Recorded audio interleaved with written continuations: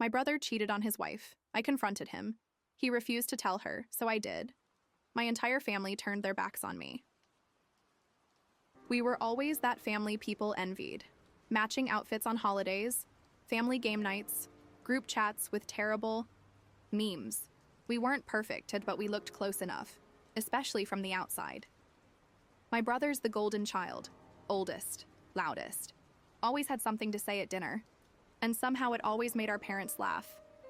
He's been with his wife since college. She's kind, steady, quiet in rooms where the rest of us are too loud. I always liked her. She and I got close during her first pregnancy. I drove her to an appointment. When my brother was out of town, we got lunch, talked about baby names. She called me sister in a way that felt real, not performative. Not in-law small talk, real. My parents always bragged about the marriage. They're solid. They've got it figured out. We're lucky to have her in the family. She played along, smiled, nodded, but I could tell she carried tension in her jaw. Like she'd learned not to correct the version of their marriage people wanted to believe. It started small. A name I didn't recognize in a group text he forgot to exclude me from. At first I assumed it was work-related. Then the emojis. Then the can't stop thinking about last night. Then the pictures. He sent them while his wife was putting their daughter to bed. I sat on the edge of my tub and tried to breathe. I didn't want this. Didn't ask for it. Didn't go looking. But now I had it. And I knew him. He wasn't going to.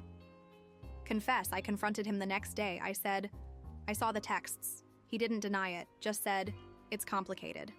Then, don't blow this up, I'll figure it out. I asked, does she know? He shook his head. And she doesn't need to. It was a mistake. Our parents were at dinner that night. I sat across from him and watched him pour wine like nothing happened. He kissed his wife's cheek when she sat down. Said she looked beautiful. I felt sick. I told my mom, quietly, in the kitchen. After everyone left, she went still. Then said, it's not our place. You don't know the whole story. I said, I know enough. She looked tired. Don't ruin this family over something you don't understand. I didn't sleep. I stared at the ceiling thinking of her. How many times had I sat across from her, listened to her talk about their plans? How many times had I smiled and said he was lucky? And now? Now I couldn't look her in the eye without wondering if I was part of the lie just by staying silent. He texted me a meme the next morning. Some stupid video we used to laugh at when we were kids. No mention of the night before. No guilt, just a reset. I didn't reply. At a family barbecue the following weekend, he brought his wife and kids, kissed her on the cheek, flipped burgers like nothing had happened. I stood by the drinks table and watched them smile. Everyone thought we were perfect. Wanted to go home. She asked me to help plan his birthday. Said he loved when I handled things because I always made it thoughtful. I nodded and took the list. The whole time I felt like I was pressing a bruise. Our mom mentioned them during a call. They've been so solid, haven't they? She's such a steady one. My stomach twisted. I changed the subject. She didn't notice. He started getting weird about eye contact. Looked at his phone more when I was around. Left rooms quicker. Talked over me when someone asked how I was doing. I didn't say anything. Neither did he. I reread the messages he sent that night. Scrolled back through months of them. This wasn't a one-time mistake. It was a separate life. And he was good at hiding it. At dinner, his wife leaned over and whispered to me, "You've always known how to keep him grounded. Thank you for being there for both of us." I nodded, chewed my food slowly so I wouldn't say anything I couldn't take back. He cornered me outside my car afterward, said I'd been acting cold, said people were asking questions. I stared at him and said, "Then maybe you should start giving them answers." He didn't like that. My dad asked if I was mad at someone. I shrugged. He said it was time to stop being sensitive, that holding grudges only isolates people. I didn't correct him, just nodded. Because it's not a grudge, it's a goddamn landmine. That night, I got a text from his wife. Just a selfie of her and the kids at the park. She added, They keep asking when they'll see their favorite aunt again. I stared at it for a long time, then put my phone face down. I wasn't ready. But I knew the clock was ticking. We had dinner at their house. The kids were loud, the table was full. His wife made lasagna and asked about my job. I answered like I wasn't, about to throw up. The whole night I waited for him to stop smiling, to pull me aside, to say something, anything. He didn't. I left early. Sat in my car for 20 minutes gripping the wheel. It wasn't guilt, it was grief, because I knew what was coming, and I knew no one was going to thank me for it. She was quiet, stared at the wall for a while, then asked, "How long have you known?" I said, "A few weeks." She nodded, asked if it was just once. I told her the truth. It wasn't. She thanked me. Not right away. But when she stood up to leave, she looked at me and said, "It takes guts to lose everyone just to do the right thing." I didn't say anything. I just watched her walk out. She left him that weekend, took the kids, went to her parents, didn't tell anyone why, just packed up and disappeared. He called me 3 times. I didn't answer. On the 4th, I picked up. He didn't yell, just said, "What the fuck did you do?" I told him, "What you didn't have the balls to." He hung up. Mom texted, "You need to fix this." Dad followed. "She's overreacting. You didn't need to get involved." No one asked what he did. Just what I said. I tried to explain. Once, told my mom everything. She said, "People make mistakes, but you destroyed this family." That was the last time we spoke. His wife's mom called me, said, "You didn't cause this. You just didn't help him keep hiding it." Then she asked if I wanted to come over for dinner sometime. I almost cried, because it was the first time in weeks anyone offered me kindness without a condition. The family group chat went quiet, not officially dead, just still. No more photos of the kids. No more dinner invites, no more Happy Friday memes from Dad. Like if they ignored me long enough, I'd disappear. My mom told everyone I was going through something. That's how she explained the silence. Not, she told the truth. Not, he cheated. Just vague drama. Easier that way. My brother started spreading his version, that I blew up his marriage, that I was jealous, bitter, never liked his wife anyway, and people believed him because it was easier than believing the golden child fucked up. I saw my dad at the store. He walked past me like I wasn't there. Didn't even flinch. Just picked up a case of soda and kept walking. A cousin reached out privately, said she heard what happened. I don't want to get involved, but for what it's worth, I think you did the right thing. I stared at that message for 10 minutes, then deleted it. Because if you're not standing beside me, don't stand at all. Thanksgiving came. No invite, no text. My mom posted a photo of the table, everyone smiling, my brother at the head, holding his daughter. Like nothing ever happened. Like I never existed. His wife sent me a message, said she finalized the separation paperwork, said she was scared, lonely, but also free. Then she said, "You saved me, even if they won't admit it." I didn't respond. I just sat there and cried for the first time since she left. My brother sent one message. "I hope you're happy." That was it. No explanation, no apology, just blame, as if I lit the match, not him. I started seeing a therapist. She asked if I regretted it. I told her, no, but I wish I could undo the way it changed everything, because I still wanted a family, even if they didn't deserve me. I ran into his daughter at a school event. She waved, ran over and hugged me, said, "Mom says you're one of the brave ones." And in that moment, I knew. Even if no one else said it, she would remember who told the truth. I wasn't invited to my niece's birthday. She turned 5. They posted pictures. Bounce house, face paint.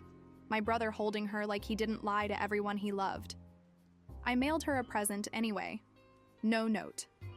Just the gift, because she's still a kid. She didn't choose any of this. The silence turned tactical. People stopped liking my posts. Aunts stopped commenting. One uncle removed me on Facebook. No words, no argument. Just slow deletion, like I'd become contagious. A friend asked, "Would you do it again?" And I said yes, then paused. But I'd be ready for what it costs. Because back then, I wasn't. I thought the truth would fix things. Instead, it burned the whole house down. I bumped into my mom in a parking lot. She looked surprised, like seeing a ghost. Said, "You look tired." I said, "I am." She hesitated, then walked away. No apology, no softness, just distance. My therapist said, "You've been grieving people who are still alive." And that landed harder than anything else so far, because they're still out there, having birthdays, posting pictures, pretending I'm the problem. I started deleting their numbers, not as a statement, just survival. Every time I looked at their names, I felt that old ache again. I needed to stop reopening the wound. I saw his wife again. She hugged me longer than I expected, told me she was starting over. New job, new place. The kids were adjusting. She said, "I wouldn't have left if you hadn't told me." I told her, "I almost didn't." She just looked at me and said, "But you did." I sat in my apartment that night and said it out loud. I miss them. It wasn't dramatic, just honest. Because even when people hurt you, sometimes you still want them to come back different. I ran into an old family friend. They asked why I hadn't been around. I told them the short version. They said, "That's family. You don't air dirty laundry." I said, "Then I guess I'm clean now," and walked away. Her parents invited me over for dinner again. Her mom made soup. Her dad told me a dumb joke. The kids showed me their drawings, and for the first time in months, I didn't feel like I was filling someone else's absence. I just felt here. Christmas came and went. No calls, no texts. My mom posted a group photo of the family in matching pajamas. Caption, "Everyone's home." I stared at that word, everyone, for a long time. A cousin messaged me privately, said she missed me, said it was complicated. I asked what was complicated about cheating. She didn't answer, just said, "I hope you come around someday." Like I was the one who left. I almost replied to one of my dad's texts. He'd sent a meme, completely out of context. "No, how are you? No, I miss you." Just something funny. I stared at it, fingers hovering. Then I closed the thread and never opened it again. My brother showed up at the coffee shop where I work, didn't order anything. Just stood at the counter, said, "You ruined my life." I didn't flinch, just said, "No, you did that. I just stopped covering for it." He left without saying another word. Her son asked if he could call me aunt again. Said his mom told him it was up to him. I said, "Only if you want to." He smiled. I cried in the car afterward, not because it was sad, because it felt like proof. I stopped checking their socials, stopped checking for holidays, birthdays, anniversaries. They weren't updates anymore. They were paper cuts. My therapist asked what I wanted from them. I said, "Just once, I want them to say I was right." Then paused. "Actually, no. I want them to say they were wrong." A friend asked if I'd ever forgive them, and I said, they'd have to come find me, and they'd have to mean it. And right now, I know they won't. Her family took me in like I'd always belonged there. They didn't say much, didn't make speeches. They just kept setting an extra place at the table. That's what healing looked like, I think. Space made without being asked. I wrote a letter to my parents.